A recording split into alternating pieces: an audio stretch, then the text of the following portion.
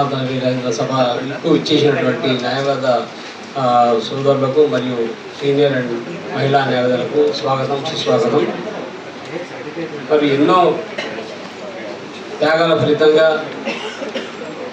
ఈరోజు మనము advocate protection యాక్ట్ను ప్రభుత్వం దృష్టికి తీసుకెళ్ళి మరి దాన్ని చట్టరూపంగా చేసుకోవడానికి ప్రతి ఒక్క న్యాయవాది కూడా శ్రమించారు. ఆ శ్రమకు తగ్గ ఫలితమే అసెంబ్లీలో అడ్వకేట్ ప్రొటెక్షన్ యాక్ట్ అనేది బిల్లు రూపంగా ఆమోదింపచేసుకోగలిగినాం మనము.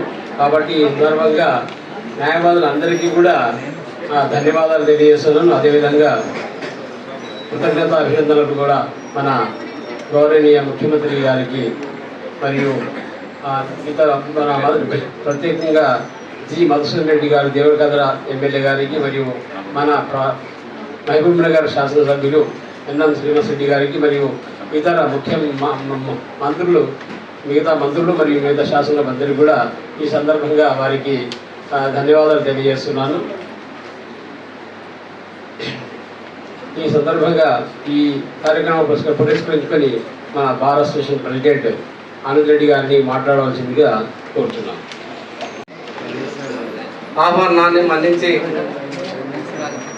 విచ్చేసిన పత్రికా మిత్రులకు, అదేవిధంగా బార్ అసోసియేషన్ సభ్యులు, న్యాయవాదులు, సీనియర్ న్యాయవాదులు, మహిళా న్యాయవాదులు, యువ న్యాయవాదులు అందరికీ కూడా నమస్కారాలు తెలియజేస్తూ, మిత్రులారా, మనందరికీ తెలిసిన విషయమే, ఏదైతే గత 10 సంవత్సరాల నుంచి రక్షణ చట్టం కావాలి, న్యాయవాదుల మీద రోజు రోజుకు దాడులు, హత్యాకాండాలు జరుగుతూ ఉన్నాయి. మరి ఏదైతే తెలంగాణ ఉద్యమంలో కీలక పాత్ర వహించి ప్రత్యక్షంగా పరోక్షంగా ఆనాడు ఉన్న ఆంధ్ర పాలకులు జై తెలంగాణ అంటే జైల్లో పెట్టే పరిస్థితిలో ఉన్న ఉద్యమకారులకు వెన్నంటి ఉండి కొన్ని సందర్భాల్లో జైల్లోకి వెళ్ళిన ఉద్యమకారులకు న్యాయవాదులే కేసులు వాదించడమే కాకుండా న్యాయవాదులకు షూరిటీ కూడా ఇచ్చి జైలు నుండి బయటికి తీసుకురావడం జరిగింది. ఉద్యమకారులకు వెన్నంటి ఉండి ధైర్యం చెప్పి ఉద్యమంలో కీలక పాత్ర వహించి, అదేవిధంగా పార్లమెంటు ముట్టడిలో కూడా ప్రత్యక్షంగా పాల్గొని సకల జనుల సమ్మెలో కూడా పెద్ద ఎత్తున భాగస్వాములైనటువంటి న్యాయవాదులు ప్రత్యేక రాష్ట్రం వస్తే వృత్తి స్వేచ్ఛగా జరుపుకుంటామనే సంకల్పంతో ఉండి గత 10 సంవత్సరాల నుంచి కూడా ఒక 10ల సంఖ్యలో న్యాయవాదులని అకారణంగా హత్య చేయడం, అప్పటి నుంచి కూడా అన్ని బార్ అసోసియేషన్లు తెలంగాణలో, అదేవిధంగా ఫెడరేషన్ ఆఫ్ బార్ అసోసియేషన్ ఇదంతా కూడా రక్షణ చట్టం కావాలని డిమాండ్ చేస్తూ ఉన్నాం. ముఖ్యంగా ఏదైతే భారతదేశ దృష్టిని ఆకర్షించినటువంటి సంఘటన మంతని దగ్గర వామన్రావు దంపతుల హత్య యావత్ దేశాన్ని, న్యాయవాద లోకాన్ని కలిసివేసింది. నడి రోడ్డు మీద భార్యాభర్తలు ఇద్దరిని అందరూ చూస్తుండగానే హత్య గావించడం జరిగింది. దానికి అప్పుడున్న ప్రభుత్వ పెద్దల సహకారంతో ఎవరైతే అసలు నిందితులని ఈ ఛార్జ్షీట్లో చేర్పించకపోవడం, తర్వాత కేసుని నీరుగార్చే విధంగా ప్రయత్నం చేయడం జరిగింది. అప్పటి నుంచి కూడా పోరాటం కొనసాగిస్తూనే ఉన్నాం. అయితే ఈ మధ్యలో అందరికీ తెలిసిన విషయమే, ఒక మహిళా న్యాయవాది చేవెళ్లలో దారుణ హత్య గురి కావడం, స్వప్న, తర్వాత ఇంకో హత్య హైదరాబాద్లో కావడం, విధంగా రోజు రోజుకి సంఘటనలు జరుగుతూ ఉన్నాయి. ఏదో సంఘటన జరిగినప్పుడు యావత్ తెలంగాణ కోర్టులో ఒకరోజు బహిష్కరించి మళ్ళీ యథాతథంగా విధులకు హాజరు కావడము, మన డిమాండ్ నెరవేరకపోవడాన్ని గమనించి ఫెడరేషన్ ఆఫ్ బార్ అసోసియేషన్స్ పెద్ద ఎత్తున ఉద్యమ కార్యాచరణ చేపట్టింది. దీనికి గాను ఏదైతే మన ఉమ్మడి మహబూబ్ నగర్ జిల్లా అలంపూర్ బార్ అసోసియేషన్, చిన్న బార్ అసోసియేషన్ అయినా కూడా వాళ్ళు ఒక నిర్ణయం తీసుకున్నారు. ఏదైతే రక్షణ చట్టం కొరకు చలో హైదరాబాద్ పాదయాత్ర పెట్టాలని చెప్పి, అది నవంబర్ 9న జోగులాంబ సన్నిధి నుండి దాని ఫెడరేషన్ ఆఫ్ బార్ అసోసియేషన్ వారికి మద్దతుగా నిలిచి పాదయాత్ర ప్రారంభించడం జరిగింది. ఈ పాదయాత్ర రోజు రోజుకు హైదరాబాదు దగ్గర పడుతున్న కొద్దికి ఉధృతం కావడం, అప్పుడున్న పరిస్థితిలో కొత్తకోట వరకు పాదయాత్ర వచ్చిన సందర్భంగా మా తోటి న్యాయవాది దేవరకద్ర శాసనసభ్యులు గౌరవనీయులు జి మధుసూదన్ రెడ్డి గారు కొత్తకోటలో మా సభలో వచ్చి మాట్లాడడం జరిగింది. ఇలా ఏదైతే మీ రక్షణ చట్టం కొరకు పాదయాత్ర స్టార్ట్ చేసిండ్రో దాన్ని నేను ముఖ్యమంత్రి గారి దగ్గర మాట్లాడి సమస్య పరిష్కరిస్తామని చెప్పి ఆ రోజు ఒక మాట ఇవ్వడం జరిగింది. తర్వాత పాదయాత్ర మళ్ళీ కొత్తకోట నుంచి భూత్పూర్కి వచ్చిన 2 రోజుల తర్వాత భూత్పూర్ చౌరస్తాలో జరిగినటువంటి సభలో గౌరవ శాసనసభ్యులు మధుసూదన్ రెడ్డి గారు, అదేవిధంగా పాలమూరు మామూనార్ శాసనసభ్యులు ఎన్ఎం శ్రీనివాస్ రెడ్డి గారు, అచ్చంపేట శాసనసభ్యులు డాక్టర్ వంశీకృష్ణ గారు, ఈ 3 ఎమ్మెల్యేలు వచ్చి మేము ముఖ్యమంత్రితో మాట్లాడతాం, దీన్ని డ్రాఫ్ట్ తయారైంది, మీరు ఇక్కడే మా మాట విని మీరు ఈ పాదయాత్రను విరమించాలని మమ్మల్ని విజ్ఞప్తి చేయడం, అందరూ అన్ని బార్ అసోసియేషన్ రాష్ట్రంలో ఉన్న అన్ని బార్ అసోసియేషన్ ప్రెసిడెంట్ సెక్రటరీలతో ఆ రోజు మాట్లాడి ఏదైతే పాదయాత్ర చదువుతున్న పాదయాత్రికులతో కూడా మాట్లాడిన తర్వాత ఆ రోజు పాదయాత్ర విరమించడం జరిగింది.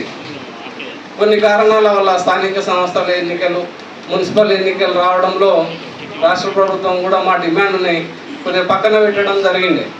దానికి గాను ఒక నెల రోజుల క్రితం ఏదైతే మళ్ళీ రాష్ట్రం మొత్తంలో ఉండే అన్ని బార్ అసోసియేషన్లను సంప్రదించి మళ్ళీ పాదయాత్ర చేయాలనే సంకల్పంతో ఎక్కడైతే పాదయాత్ర తాత్కాలికంగా విరమింపజేసినామో అక్కడి నుంచి భూత్పూర్ చౌరస్తా నుండి మళ్ళీ పెద్ద ఎత్తున చెలో సెక్రటరియట్ పాదయాత్ర ప్రారంభించడం జరిగింది.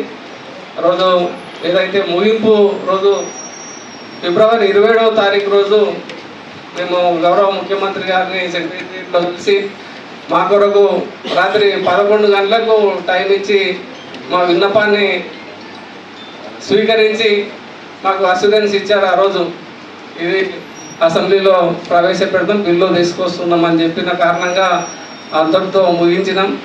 తర్వాత మీకు అందరికీ తెలిసిన విషయమే, గత వారము క్యాబినెట్ ఆమోదించింది.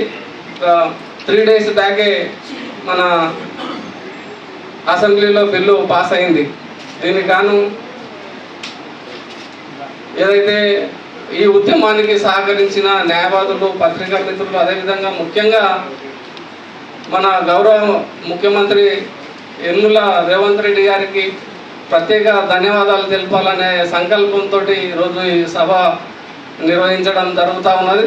దీంట్లో ముఖ్యంగా పాత్ర వహించినటువంటి దేవరకద్ర శాసనసభ్యులు మధుసూదన్ రెడ్డి గారికి ప్రత్యేక ధన్యవాదాలు తెలియజేస్తున్నాం. అదేవిధంగా ఎన్ఎం శ్రీనివాస్ రెడ్డి గారికి, డాక్టర్ వంశీకృష్ణ గారికి, అదేవిధంగా వీళ్ళ శ్రీధర్రావు గారికి, ఏదైతే ఈ న్యాయవాద రక్షణ చట్టం కొరకు మాట్లాడినటువంటి అసెంబ్లీలో మాట్లాడినటువంటి ప్రతి ఒక్క ఎమ్మెల్యేకు, మినిస్టర్లు అందరూ కూడా మహబూబ్నగర్ బార్ అసోసియేషన్ తరఫున ధన్యవాదాలు తెలియజేసుకుంటా ఉన్నాం.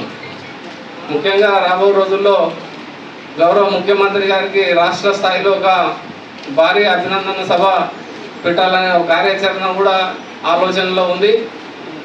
దీంట్లో భాగంగానే ఈరోజు మన మహబూబ్నగర్ బార్ అసోసియేషన్లో ఈ కార్యక్రమం నిర్వహించడం, భవిష్యత్తు కార్యాచరణకు ప్లాన్ చేసుకోవడం జరుగుతూ ఉన్నది. మాకు రక్షణ చట్టం తెచ్చినందుకు గౌరవ ముఖ్యమంత్రి గారికి మరీ ధన్యవాదాలు తెలియజేసుకుంటూ ఈ సభకు విచ్చేసిన పత్రికా మిత్రులకు, అదేవిధంగా న్యాయవాదులకు, తోటి మిత్రులందరికీ కూడా ధన్యవాదాలు తెలియజేస్తా ఉన్నాం. న్యాయవాదుల మీద కానీ న్యాయవాద కుటుంబ సభ్యుల మీద కూడా దాడులు జరిగితే నాన్ బెయిలబుల్ అఫెన్స్ కింద కేసు బుక్ చేయాలని ఉంది. అదేవిధంగా నష్టపరిహారం ఇచ్చే విధంగా దీనిలో రూపొందించడం జరిగింది. అదేవిధంగా ఫస్ట్ టైము అఫెన్స్ చేసినందుకు 1 year లోపు శిక్ష, దాని తర్వాత ఇంకో అఫెన్స్ అదే సైమల్టేనియస్గా జరిగితే 2 ఏళ్ళు శిక్ష విధించే విధంగా ఈ చట్టంలో రూపొందించడం జరిగింది. అనుకోకుండా ఏదైనా న్యాయవాది మీద కేసు పెట్టాల్సి వస్తే మేజిస్ట్రేట్ పర్మిషన్ తీసుకొని, డైరెక్ట్ పోలీసులే కాకుండా judicial first class magistrate permission తీసుకొని కేసు చేయాల్సి ఉంటుంది. దాని మీద డిఎస్పీ ఇన్వెస్టిగేషన్ అథారిటీ ఉంటుంది దీంట్లో. ఇంకోటి ఏదైనా న్యాయవాది సంశయం వచ్చింది, నాకు రక్షణ కావాలని అంటే గన్ లైసెన్స్ కూడా మేజిస్ట్రేట్ రికమెండ్ ద్వారా జిల్లా ఎస్పీ గారికి రికమెండ్ చేయడం జరుగుతూ ఉన్నది. ఇటువంటి అంశాలు కానీ న్యాయవాదులు కూడా కొన్ని సెటిల్మెంట్లలో పర్సనల్గా పాల్గొంటాము, లేకపోతే వాళ్ళ దగ్గరకు వచ్చే బాధ్యతలతో పాటు వాళ్ళ వ్యక్తిగతంగా కూడా ఆస్తుల విషయాల్లో కూడా ఇన్వాల్వ్మెంట్ అవుతున్నారు. ఇటువంటి సంఘటన అక్కడక్కడ జరుగుతూ ఉన్నది వాస్తవమే.